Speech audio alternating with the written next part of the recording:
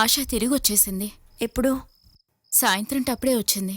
Share ఇవ్వడానికి వాళ్ళమ్మా నాన్న ఒప్పుకున్నారని తను చెప్తుంది. నాకెందుకో ఇదంతా నమ్మబుద్ధి కావట్లేదు.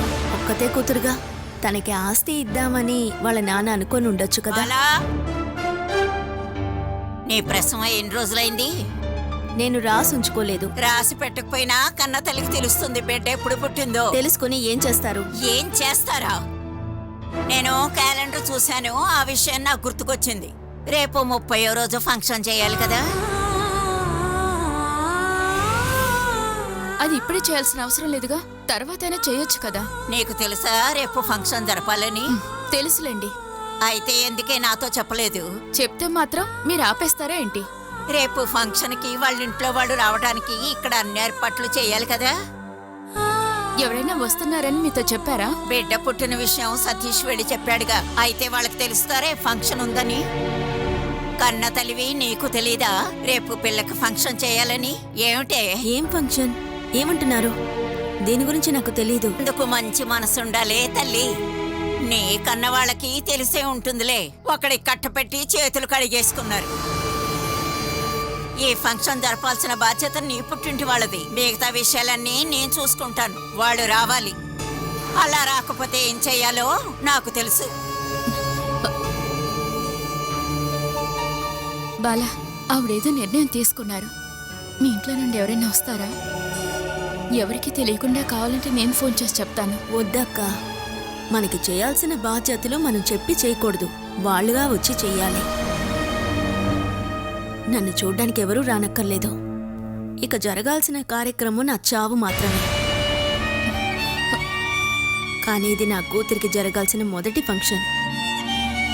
జయక్క కూతురు ఫంక్షన్కి ఇంటికి మొదటి రోజు నుంచే బంధువులు వచ్చారు. అవన్నీ నేను ఎదురు చూడడం లేదు. మా వాళ్ళు ఎవరైనా వచ్చి ఈ ఫంక్షన్ చేయాలి. బాలని ఇంకా వాళ్ళు మర్చిపోకపోతే రేపు వాళ్ళు వస్తారు.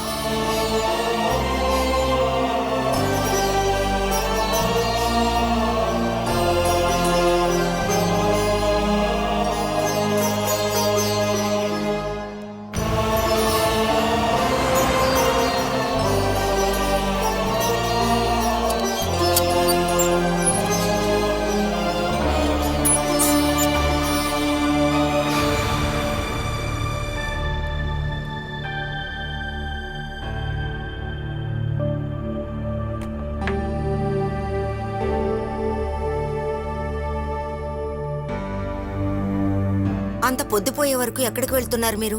రియల్ ఎస్టేట్ వ్యాపారం చేసే సుధీర్తో పాటు ఉన్నాను. ఊరు పక్కనే ఓ చోటు చూడడానికి వెళ్ళాం. ఎందుకు అనవసరంగా మీరు ఊరంతా తిరుగుతున్నారు? ఇంట్లోనే ఉండొచ్చు కదా. ఊరికే తిరగడానికి నేను వెళ్ళలేదు. స్థలం అమ్మితే 1% బ్రోకర్ ఫీజుగా నాకు దక్కుతుంది. ఏదో నాకది చిల్లర ఖర్చులుగా ఉపయోగపడుతుంది కదా. నేనొక విషయం చెప్తే మీరు కోప్పడకూడదు.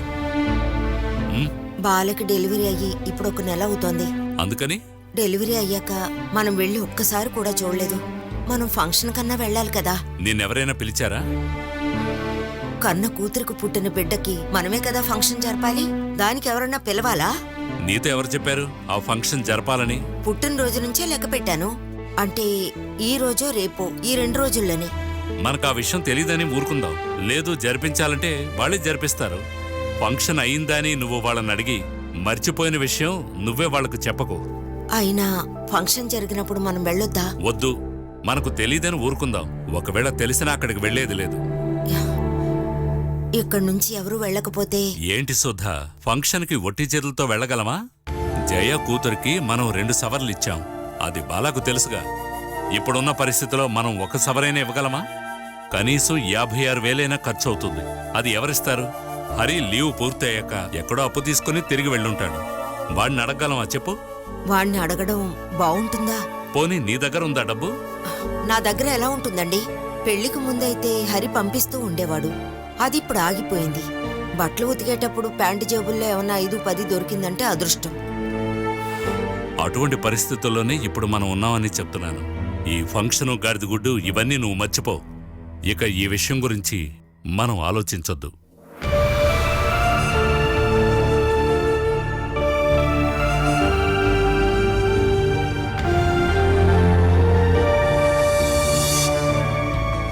ఓకే ఓకే ఓకే, నేను ఫోన్ చేస్తాను. అయితే మన మీటింగ్ని మాత్రం వాయిదా వేయాల్సి ఉంటుంది. ఇక్కడ కొన్ని ప్రాబ్లమ్స్ ఉన్నాయి, వాటిని సరిచేసి అప్పుడు అక్కడికి వస్తాను. ఓకే.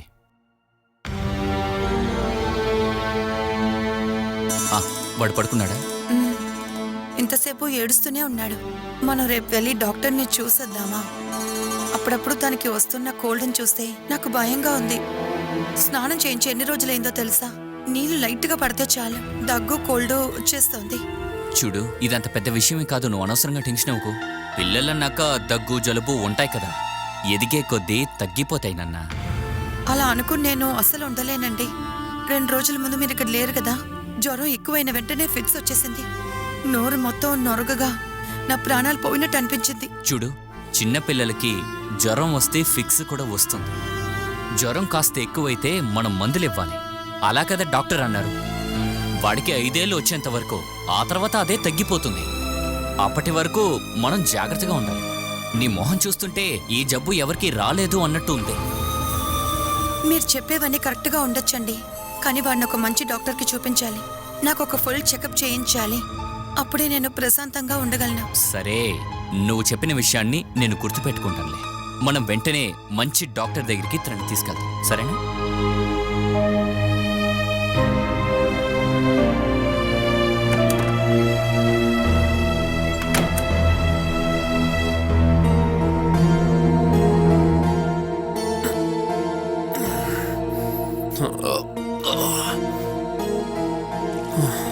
ఒరే వేణు, టీ ఇద్దామని నిన్ను పిలిచానురా. ఇదిగో నాయనా. ఒరే, ఏం చేస్తున్నావు? పొద్దున్నే టీ తాగితే సరిగ్గా ఉండదు, పడుతోంది. నీకొద్దనుకుంటే ముందే చెప్పొచ్చు కదా. పారబోసాడు. పాలు చక్కెర టీ పొడి ఊరికే వస్తున్నాయా మనకి? ఓహో అవును, ఇదంతా బ్యాంక్ లో డిపాజిట్ చేసి కోట్లుగా మారుస్తారుగా. హా? ఒరే, పొద్దున్నే మందు తాగుతున్నావా? దీనికంటూ ప్రత్యేకంగా టైం లైన్ లేవమ్మా. నాకు తాగాలనిపించిందంటే నేను తాగుతా. 2 నిమిషాలు ముందొచ్చుంటే ఇచ్చేదాన్నిరా. ఈ సచ్చినోడు తీసుకొని పారబోసాడు. గ్లాస్ ఏంట్రా? రే వేణు, రే మంచి రోజులంతా నువ్వు ఇలా చేయకూడదురా. ఏ, నన్ను కంట్రోల్ చేసుకోవడం నాకు తెలుసు. ఇది తాగుబోతులు అందరూ చెప్తారు. ఇలా చెప్పే వాళ్ళకి అసలు ఏ కంట్రోల్ ఉండదు. ఈ రోజు నేను సెలబ్రేట్ చేసుకోవాలి. ఈ రోజుతో నా పాప పుట్టి 28 రోజులు అయింది. అప్పుడు నేను తాగాలి కదా. అది సరే, కానీ తాగి నువ్వు పడిపోతే ఈ ఫంక్షన్ ఎలా చేస్తారా? ఫంక్షన్ జరిగేటప్పుడు వనకుండా ఉండడానికి 100 మిల్లీ కొడితే మంచిదే కదా. అమ్మా, అదే కరెక్టే కదా. అయితే నువ్వురా, మన ఇద్దరం కలిసి తాగుదాం. అడ్లమ్మా. ఏయ్, నువ్వు మనస్ఫూర్తిగానే పిలుస్తున్నావు కదా, ఆ కొడుకు వచ్చిన తర్వాత నన్ను మోసం చేయవు కదా. నిన్నేమి తిట్టండ్రా. నువ్వు పద, మనం వెళ్ళి తాగుదాం. అమ్మా, టీ క్యాన్సిల్. ఈ రోజు వాటికి మందుతో సరిపెట్టుకుంటాను. అయ్యో, నేను గ్లాస్ తీసుకోలేదు. ఇద్దరు తాగుబోతులు కలిసి ఏం చేయబోతున్నారు?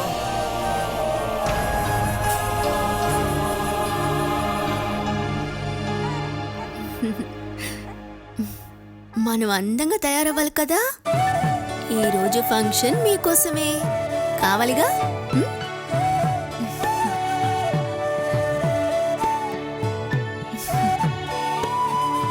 ఎంత దరిద్రమైన గుణం ఉన్నా సరే అత్తయ్య వచ్చే గెస్ట్ల దగ్గర మాత్రం ఎటువంటి పిసినారితనం చూపించరు. మీ ఇంట్లో వాళ్ళందరూ వస్తున్నారని 4-5 కావాల్సిన భోజనం రెడీ చేస్తున్నారు. పాప ఫంక్షన్ కాబట్టి అమ్మా నాన్న వస్తారేమో. అమ్మ కాస్త నిర్బంధిస్తేనే నాన్న వస్తారు. అజయ్ డౌటే. హరి వైఫ్ కూడా అక్కడే ఉన్నారు కదా. తెలీదు, ఒకవేళ ఇంటికి వెళ్ళిపోయిందేమో. అందరూ త్వరగా వచ్చేస్తారనుకుంటున్నా. బంగారం ముందే కొని పెట్టుంటారేమో. బంగారంతో చేసిన గాజులు గొలుసు అన్నీ కొని పెట్టుంటారులే.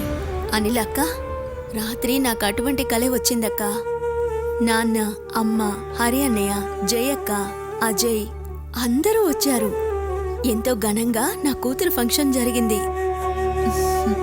2 సవర్లో బంగారు చైన్ అమ్మ పాప మెడలో వేసింది.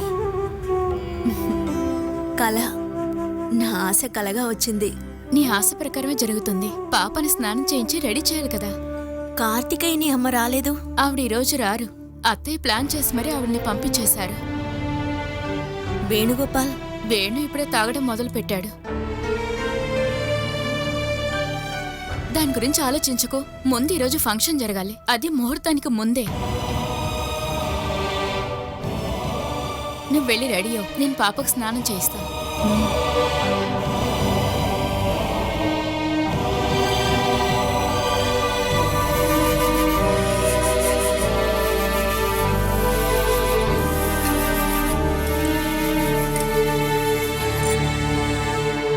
శ్రీ, నువ్వు ఎందుకు తింటలేదు? అదేంటి కోడి కెలుగుతున్నట్టు కెలుగుతున్నావు? అలా కెలకడం మానేసి ముందు కాస్త తినమ్మా. నాకు ఆకలిగా లేదు. ఎందుకు ఆకలేదు? మీ అమ్మ నీకు తినిపియాలా? మనోజ్, లేకపోతే కోపం రాదా? నువ్వు శ్రీ స్థానంలో ఉండి ఆలోచించరా? ఇన్ని రోజులు అన్నం తినిపించే తల్లే దగ్గర లేనప్పుడు ఈ పిల్ల మనసు ఎంత బాధపడుతుంది చెప్పు. జయ లేకుండా ఈ పిల్లని ఎన్ని రోజులను నువ్వు పెంచుతావు? నా వల్ల అయినంత వరకు. సమస్య తీరకపోతే ఇంకా సమస్య పెరుగుతుంది. ఎంత గొడవైనా సరే సాల్వ్ చేయడానికి నేను రెడీ, కానీ తను రెడీగా లేదు. వదులుకునే విధంగా ఇప్పుడు నువ్వు లేవు కదా. అక్కడి నుంచి పిల్లని ఈడ్చుకుంటూ ఇక్కడికి తీసుకొచ్చి పడేశావు. ఇద్దరూ కలిసి కూర్చుని మాట్లాడుకుని పరిష్కారం చేసుకోవాలి కదా.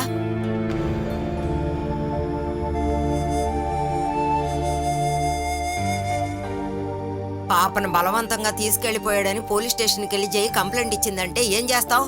తను రాని. తన దగ్గర జీతమే లేకుండా ఇంట్లో వాళ్ళ మీద ఆధారపడుతూ బతుకుతూ ఎలా నా కూతురు ఖర్చులు చూసుకుంటుంది. అలాంటి ఒక మనస్తత్వంతోనే నా కూతురిని నేను వెళ్ళి తీసుకొచ్చానని నేను చెప్తాను. కోర్టు పోలీసు నా వైపే నుంచుంటారు. ఒక ఆడపిల్లను చూసుకునే మనసు తల్లికి తప్ప ఇంకెవరికుంటుందిరా? న్యాయంగా చూస్తే పాపం తీసుకుని జై దగ్గరికి వెళ్ళి ఉండాలి. మీ పెళ్ళయ్యి 5-6 సంవత్సరాలు అవుతోంది. నీకు నీ భార్య కాని తనకి భర్త గాని అవసరం లేదనిపించొచ్చు, కానీ శ్రీ తల్లికి తల్లి తండ్రి కావాలి. ఆ విషయం ఆలోచించైనా మీ కోపాన్ని పక్కన పెట్టండిరా. ఈ విషయంలో నన్ను ఫోర్స్ చేయకండమ్మా.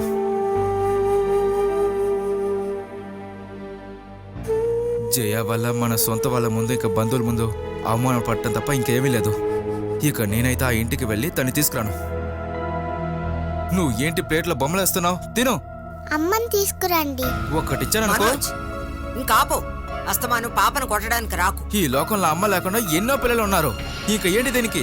దీనికి అమ్మ ఉంది కదా, ఆ అమ్మని దీని దగ్గరికి తీసుకొచ్చే బాధ్యత నీదే. అదొదిలేసి ఆకాశంలో నక్షత్రాన్ని తీసుకొచ్చిస్తానని చెప్పినా ఎలాంటి ప్రయోజనం లేదు. ఆ అమ్మకి అమ్మే సాటి.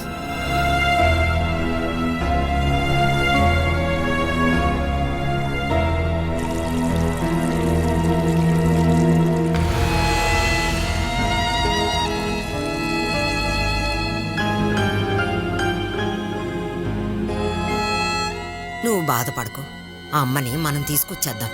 ఉం? తినమ్మా.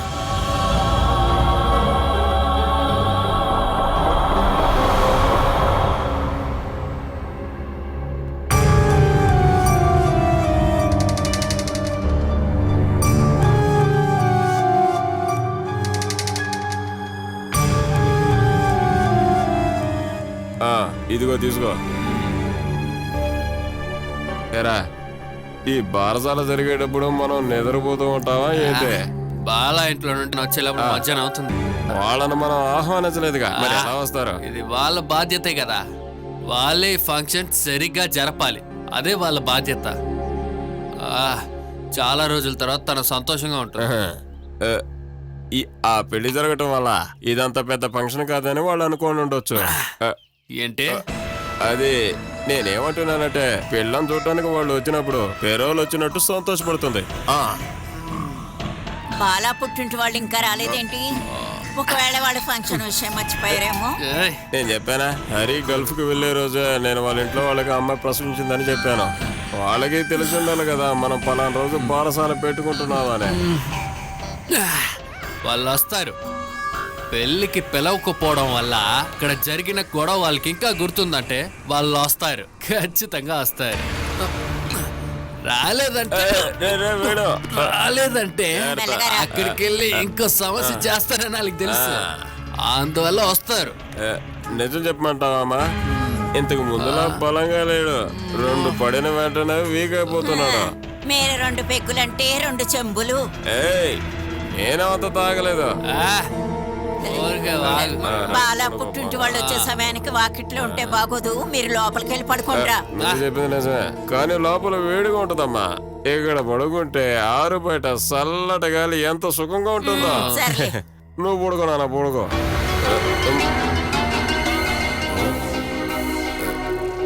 ఇంకొక బెట్టింగ్ వేసి అప్పుడు కొనుక్కున్నా.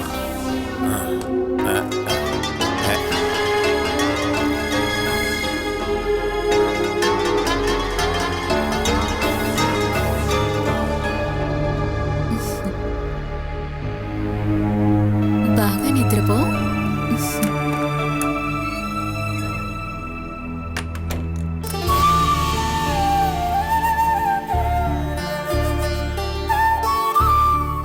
ఇదిగో ఇప్పుడే నిద్రపోయింది. నేను స్నానం చేయించడం వల్లే ఏడ్చినట్టుంది పాపం. నాకు వినపడింది. బేబీ పౌడర్ ఏవీ లేదా బాలా? కొనిచ్చేవాళ్ళు ఎవరు?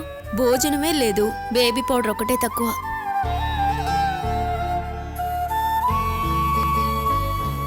వంటగదిలో అన్నీ అలాగే వదిలేసి వచ్చావు. ఇక్కడ ఏం చేస్తున్నావు?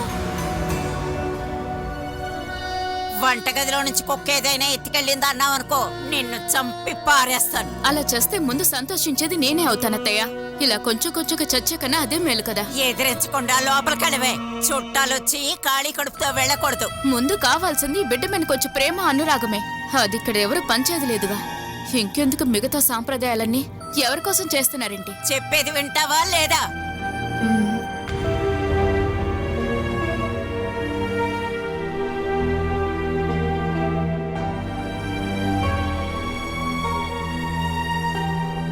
నేను భోజనాలు రెడీ చేసి మీ అమ్మా నాన్న కోసం ఎందుకు ఎదురు చూస్తున్నానంటావు? ఫంక్షన్ ముగిసి వాళ్ళు కడుపు నిండా తిని తేన్పులు తెయించాక నాలుగు పీక్కుని చచ్చేలా వాళ్ళ 4 మాటలు కలి. ఒకవేళ వాళ్ళు రారు అంటావా? నాకు తెలీదు. నీకసలు తెలియందే ఉందే. నువ్వు దీన్ని కన్నావు కదా, ఆ విషయమేనా తెలుసా నీకు? ఫంక్షన్ తెలీదు, బిడ్డ పుట్టిన విషయం తెలీదు. ఏమే నిన్నని ప్రయోజనం లేదు. నిన్ను కన్నవాళ్ళు ఉన్నారే వాళ్ళని అనాలి. అలాంటప్పుడు నా మెడలో తాళి కట్టిన వాడికి జన్మనిచ్చిన వాళ్ళని నేనేమనాలి? నన్ను ఎదిరించి మాట్లాడుకో. నేను చేయవలసిన పనులన్నీ కరెక్ట్ గానే చేస్తున్నాను. నాలా మీ అమ్మ నాన్న ఉన్నారంటావా? పురిటికి తీసుకెళ్లలేదు. అది నువ్వు రానని చెప్పినందువల్ల ఉండొచ్చు. పోనివ్వు. ప్రసవం అయిందని తెలిసాకైనా వచ్చారా? ఒకవేళ ఏదైనా ఇవ్వాలని రాలేదేమో. వాళ్ళు ఒట్టి చేతులతో వచ్చినా నేనేమనుకునేదాన్ని కాదు. ఎందుకంటే మీది బిచ్చగాళ్ల కుటుంబం అని తెలుసులే.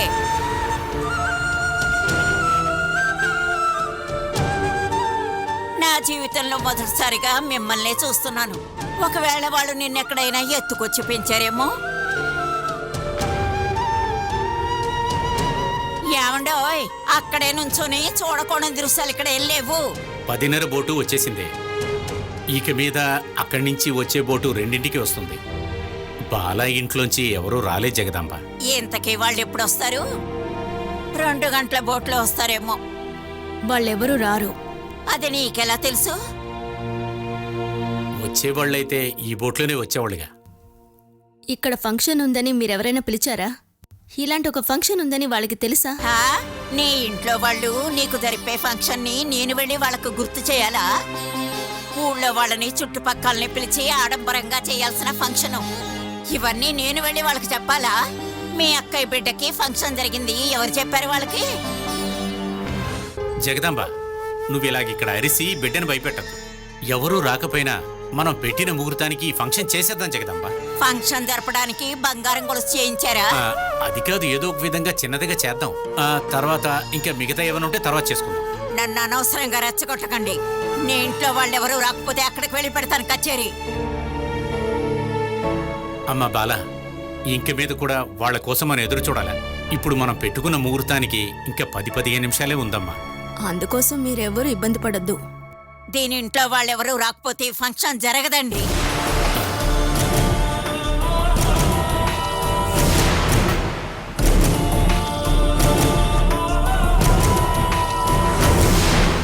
నా జీవితం లాగానే నీ జీవితం కూడా సంతోషం లేకుండా ప్రారంభమవుతుంది.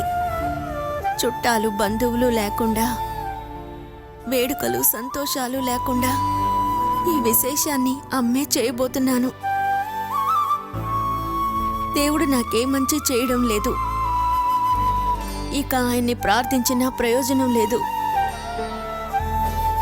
అందువల్ల మనసులో ఎప్పుడూ అనుకునే ప్రేమ మంత్రం చెప్పి అమ్మ నీకు వేడుక చేయనా? నీ తలరాత ఇంతేనని నువ్వు మనశ్శాంతిగా ఉండు. జననం నుండి మరణం వరకు నీకు నాకు ఉండే బంధం నేనీ దారంతో ఇంకా బలంగా కడతాను.